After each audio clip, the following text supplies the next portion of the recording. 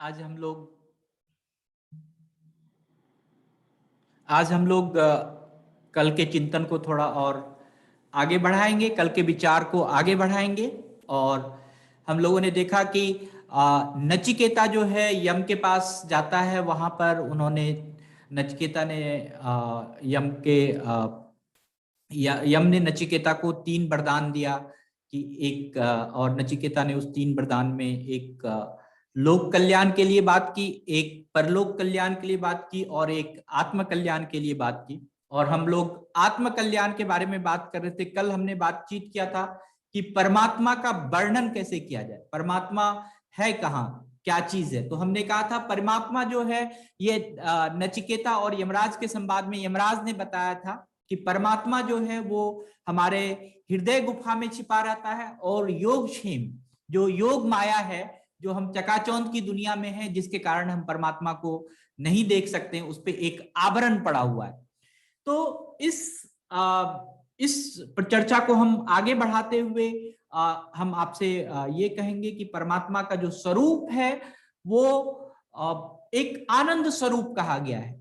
जो हमारी जो जब हम आनंद अनुभूति करते हैं, जब हम परम आनंद की अनुभूति करते हैं, तब हम परमात्मा के पास पहुंच सकते हैं, उसके करीब हो सकते हैं। तो नचिकेता, यमराज ने नचिकेता से कहा कि तुम्हारे लिए जो ये परमात्मा का द्वार जो है, ये परम धाम का जो द्वार है वह खुला हुआ है। तो नचिकेता को थोड़ा अच्छा लगा ये अपने प्रति अच्छी बात सुनकर कि भाई जो यमराज हैं वो कह रहे हैं कि आप तो परमात्मा के परम धाम के उत्तम अधिकारी हो। तो यमराज से यह प्रशंसा सुनकर नचिकेता ने फिर से एक साधु सम्मत बात कही।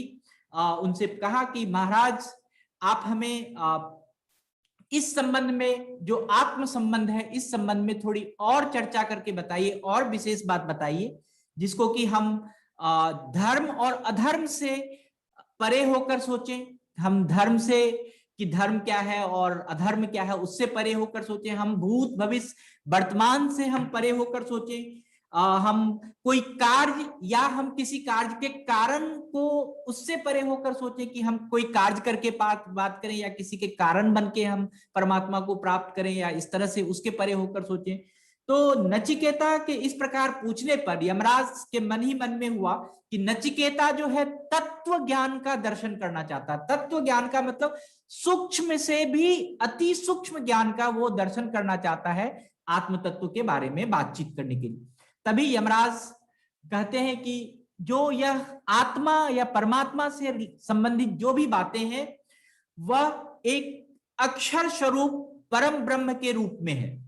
तो वह अक्षर क्या है, वह शब्द क्या है, वह ध्वनि क्या है।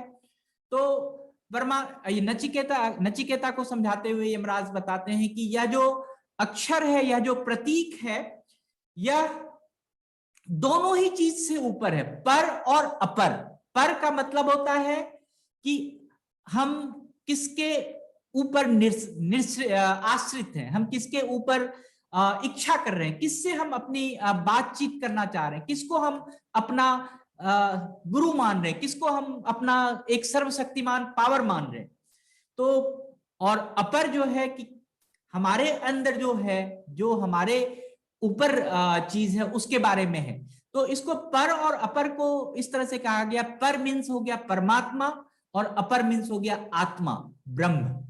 तो नचिकेता और यम के संवाद में यह खुला हुआ है कि परमात्मा या हम आत्मा अपने ब्रह्म से अगर हम उसके करीब जाना चाहते हैं तो उसके लिए एक अक्षर है, और यह अक्षर जो है वो है ओमकार। ओम की जो ध्वनि है वह सर्वोत्तम और अमोघ साधन है। सर्वोत्तम और अमोघ मतलब कि जिसका कोई क्षय नहीं होता, जिसका कोई नाश नहीं होता। इससे उत्तम कोई साधन ही नहीं है जिससे कि हम परमात्मा और आत्मा के पास, आत्मा के बारे में ज्यादा से ज्यादा जान सके। तो नचिकेता को थोड़ा सा लगा कि भाई ये तो एक प्रतीकात्मक प्रतीक है कि ओंकार ध्वनि जो है एक प्रतीक है।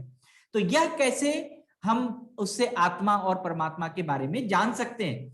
तो इस तरह से एक बहुत ही अच्छे से नचिकेता को यमराज बताते हैं कि साधक को अपनी नियतता, नियतता मतलब की है कि एक निरंतर आपको किसी चीज पे विश्वास करना, निरंतर किसी चीज की आस्था बनाकर। निर्विकारिता, निर्विकारिता का अर्थ है कि हम उसको कोई आकार, उसके ऊपर ज्यादा कोई चिंतन, उसके ऊपर ज्यादा कोई ध्यान दिए हुए हम सिर्फ और सिर्फ अगर उसकी अनुभूति और उस शब्द का अनुभव करते हैं तो हम एक अच्छे साधक के रूप में आत्मा और परमात्मा के बारे में जान सकते हैं। मतलब यहां पर क्लियर कर दिया कि जब भी आप ओंकार की ध्वनि या परमात्मा के पास वाली जो ध्वनि है उसके लिए आपको ज्यादा सोचने की जरूरत नहीं है कि क्यों और कैसे और क्या हमें करना है। बड़े ही सब साफ शब्दों में उन्होंने कहा कि जो आपकी जीवात्मा है, जो आपका जीव है, जो आपकी प्राण वायु है, जो आपका इंद्रिय है, जो आपकी कर्म इंद्रिय है, जो आपकी ज्ञान इंद्रिय है, वह तो एक चेतन ज्ञान स्वरूप है जिससे कि आपको चेतना मिलती रहती है कि क्या हो रहा है हमारे सामने। जैसे मैं बातचीत कर रहा हूं तो आप सुन रहे हैं, आप देख रहे हैं, ये आपकी चेतना स्वरूप है। लेकिन जो आत्मा का संबंध है वह ना तो इस शरीर से है, ना आपके इस भोग विलास से है, ना आपको जब मैं ये बातचीत कर रहा हूं, ये वार्तालाप कर रहा हूं, इससे भी नहीं है। किसी चीज से आत्मा का संबंध नहीं है। आत्मा का जो संबंध है वह आपके चिंतन से है, आपकी सोच से है। और आपका जो जितना आपकी सोच आदि और अनंत है, अनादि है, जितना आप बढ़ाना चाहते हैं आपके सोच को, जितना आप आगे ले जाना चाहते हैं, उतना तक आप इस सोच को आगे ले जा सकते हैं। उतने ही तरह से आप परमात्मा को और आत्मा को पहचान सकते हैं। तो इसमें बहुत ही थोड़ा सा बात को गूढ़ रूप से उन्होंने बताया कि जो हमारी आत्मा है वह एक ऐसी जंतु है, एक ऐसा जीव है, एक ऐसी चीज है कि वह लोक के समीप रहता है, आपके समीप रहता है, आपके हृदय गुफा में है, आपके हृदय में छिपा हुआ है। लेकिन आप मोहवश, आप जो है भोग बस इसको भूल जाते हैं, आप इसको याद नहीं रख सकते, इसके करीब नहीं आ पाते। तो जब आप नित्य चेतना स्वरूप समझकर कि आप निरंतर हमेशा एक चेतित रूप से अगर आप इसको फील करेंगे, अगर आप ओंकार की ध्वनि के साथ अगर आप इससे नहीं जुड़ पाते हैं तो उससे जुड़ने का जो माध्यम है वो ओंकार की ध्वनि है। अगर आप ओंकार की ध्वनि करेंगे तब आप परमात्मा के पास जुड़ने की कोशिश कर सकते हैं, उसको अनुभव कर सकते हैं। तो इन्होंने कहा कि जो आत्मा है वो तो आपके पास है, लेकिन जो परमात्मा है, जो ईश्वर है, जो सर्वशक्तिमान है, जो सबको संचालित कर रहा है, जो इंद्र, और हमने आपको याद होगा कि राजा इंद्र, और हमने कहा था कि इंद्र को भी कोई संचालित करता है, इंद्र को भी कोई शक्ति देता है, इंद्र को भी कोई ऊर्जा देता है जो कि परम ब्रह्म है। तो उनके बारे में ही बात किया जाए, ये तो आत्मा है, लेकिन परमात्मा भी कोई है, कोई ईश्वर भी है। तो उन्होंने एक बहुत ही अच्छे से कहा, बड़े ही अच्छे से कहा कि ये जो परमात्मा का जो विषय है, ईश्वर का जो विषय है, वो एक विरुद्ध धर्माश्रय है। विरुद्ध धर्माश्रय का मतलब होता है एक ही समय में विरुद्ध धर्म की लीला होना। मतलब हर इंसान हर चीज को अलग अलग तरीके से सोचता है। आप किसी और चीज से सोचेंगे कि हमारे पास हमारी सुख संपत्ति हो जाए, कोई व्यक्ति सोचेगा कि नहीं हमें परमात्मा के पास जाना है, कोई व्यक्ति सोचेगा कि हमें 10 रुपये नहीं 50 रुपये का लाभ होना चाहिए, कोई व्यक्ति सोचेगा नहीं हमें तो बड़े महल होने चाहिए, कोई व्यक्ति सोचेगा कार। मतलब जो जो हम एक काम करते हैं, जो जो व्यवहार करते हैं, जो जो आचरण करते हैं, वह जो आचरण है, हमारा जो धर्म है, हमारा जो काम करने की प्रक्रिया है, हर व्यक्ति के साथ साथ इसकी विरोधाभास है, हर व्यक्ति के साथ साथ इसके अलग अलग सोच है। तो जब भी हम इस तथ्य ज्ञान को समझना चाहते हैं, परमात्मा के तथ्य ज्ञान को समझना चाहते हैं, उसके पास पहुंचना चाहते हैं, तो ये जो आत्मा है यही एक रास्ता है हमें परमात्मा तक पहुंचाने का। जब तक आप अपने आत्मा को नहीं समझेंगे, जब तक आप अपने आत्मा के करीब नहीं पहुंच पाएंगे, तब तक वहां नहीं जो। और आत्मा जो है वो क्या है, वो समद और अमद है दोनों। मतलब वो मदमस्त भी है और स्थिर भी है। मतलब जब आप अचल होता है, जब आप कहीं दूर भी चला जाता है, वो आपसे बहुत दूर चला जाता है, आपके पास रहते हुए जब आपका चिंतन उस पर नहीं होगा तो वो आपसे दूर चला जाएगा। जब आप सोए रहेंगे, जब उसके बारे में बातचीत नहीं करेंगे, जब उसके बारे में नहीं सोचेंगे, तो आत्मा आपके अंदर आपके पास रहेगी। तो ये जो चिंतन है, ये जो सोच है, यही सोच आपको परमात्मा तक भी पहुंचा सकता है। लेकिन इस सोच को स्थिर करने के लिए हमें आत्मा को सहर्ष स्वीकार करना चाहिए। हम लोग अगले कड़ी में जरूर चर्चा करेंगे। जो ये विरुद्ध धर्म के बारे में हमने जो बात किया, जो धर्म एक हमारी अवधारणा है, जो एक हमारा हाइपोथेसिस है, इसके बारे में जो बात किया, जैसे हमने धर्म को माना है कि हिंदू धर्म है, इस्लाम धर्म है, बुद्ध धर्म है, सिख धर्म है, इन सारे धर्म का जो अर्थ है, वो अर्थ को हम कैसे अपने व्यवहार में परिणित करते हैं कि वो उसकी विरुद्धता ना आए। हम किसी धर्म, किसी जाति, किसी व्यक्ति से हम विरुद्धता ना करके हम आत्मा के प्रति कैसे पहुंच सकते हैं, ये बात हमारे यमराज ने बड़े ही यमराज महाराज ने बड़े ही आराम से नचिकेता को समझाया है, जिसको कि हम लोग आगे देखेंगे। और ओंकार की जो उपासना है, मैं अंत में ये कहना चाहता हूं कि एक उद्गीत है। उद्गीत का मतलब है कि एक गान है, मतलब एक गान, जैसे आप कोई गाना गाते हैं, साम वेद जो है वो पूरा गान पे है कि हम वेद की जो ध्वनि है उसको कैसे हम उच्चारण करेंगे, कैसे हम उसमें लयबद्ध होंगे। तो इसी तरह से जो ओंकार की ध्वनि है, आप देखेंगे जितने भी वेद पुराण सब ओम से शुरू होता है, मतलब उद्गीत है। किसी चीज का आप प्रारंभ जो है, किसी चीज का जो एक गान का शुरू करना, किसी चीज को फील करने की बात है, किसी चीज को महसूस करने की बात है, आप उसमें ओंकार की ध्वनि आप देखेंगे। आप हर धर्म में अलग अलग ध्वनि है, हर धर्म का ध्वनि का अर्थ एक ही है कि वह आप उस चीज को उद्गीत करता है, उस चीज के गान को प्रारंभ करता है, उस गान को आपके करीब लाता है। और ओंकार शब्द में एक चीज मैं समझ रहा हूं कि समय ज्यादा हो रहा है, मैं भी एक चीज और बताना चाहता हूं। ओंकार शब्द के बारे में बात किया गया है कि यह जो ओंकार अपने आप में एक वाक्य है, एक पूरा सेंटेंस है, और इस सेंटेंस का अर्थ होता है ओम नित्येत।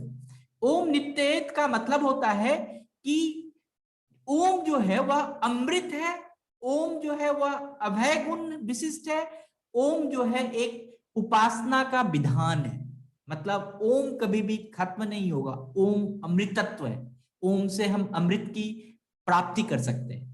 और ओम जो है वह अभय है, कभी भी उसको कोई मृत्यु नहीं होगा। ओम शब्द को किसी चीज से डर नहीं लगता है, कोई उसको मार नहीं सकता है। और ओम जो है हमारे उपासना का एक साधन है। अगर हम इस शब्द की उपासना करें तो हम वहां तक पहुंच सकते हैं। और यमराज ने ओम शब्द की और भी बहुत विस्तृत उपासना का महत्व बताया है नचिकेता को, हम ओम की उपासना कैसे करें। और इसमें एक पूरा जो उपनिषद है वो पूरा आधारित है ओम की उपासना पे। तो हम लोग इस पे आने वाले समय में बात करेंगे। तो thank you very much. Gupta sir. नमस्कार सर, सभी को मेरा प्रणाम।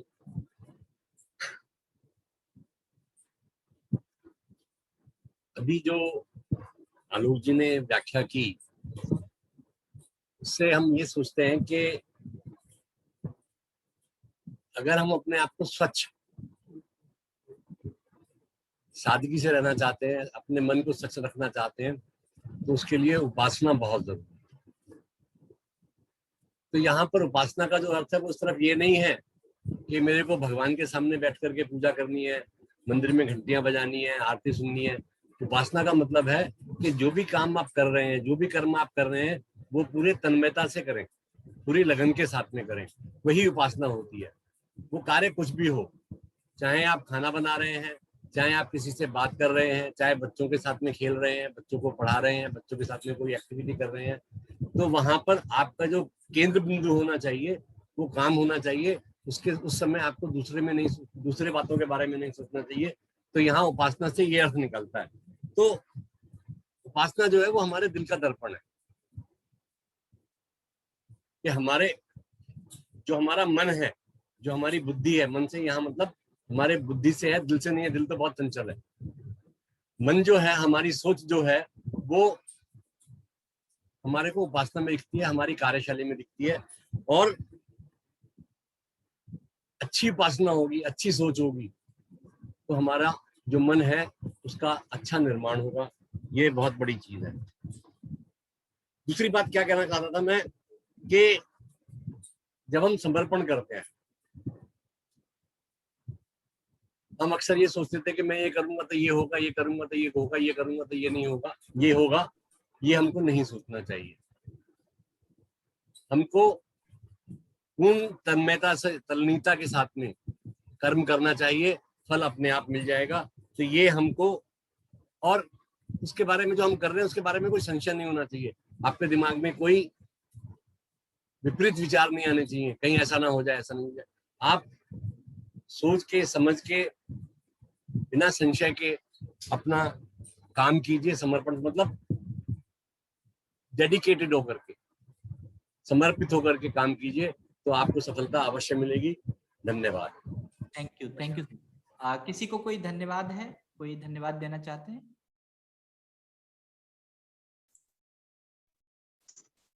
Thank you. Thank you, thank you Saurabh. या सभी को थैंक यू। कोई विशेष धन्यवाद है किसी को तो आप हम थैंक यू। तो आज मैं धन्यवाद देना चाहता हूँ सोम बोल रहा हूँ। जी सोहम बोलिए। आप जो प्रोग्राम कर रहे हो, जो आपने दिन चला रहे हो, मेरे को देख के बहुत अच्छा लगता है। ऐसे ही चलाते जाइए, और आपको मैं बहुत से थैंक यू देना चाहता हूँ। Thank you, thank you. तो मैं आज आप सभी को धन्यवाद देना चाहता हूँ, और साथ साथ मैं आज धन्यवाद देना चाहता हूँ दो विशेष लोगों को।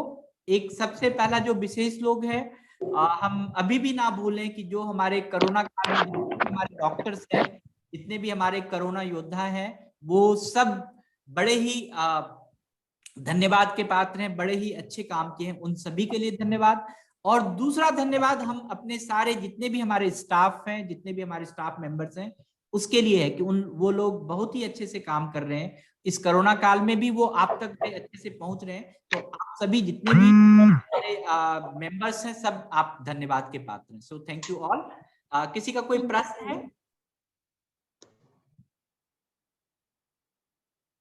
किसी का कोई प्रश्न हो तो आप बता सकते हैं। सारांश ने हैंड रेज किया। सारांश। Yes sir. हाँ, कोई प्रश्न है आपका? Thank you sir. No sir. Thank you, thank you all. तो कोई प्रश्न नहीं है आपका? धन्यवाद, thank you. No sir. Thank you, thank you, thank you. Thank you. Thank you.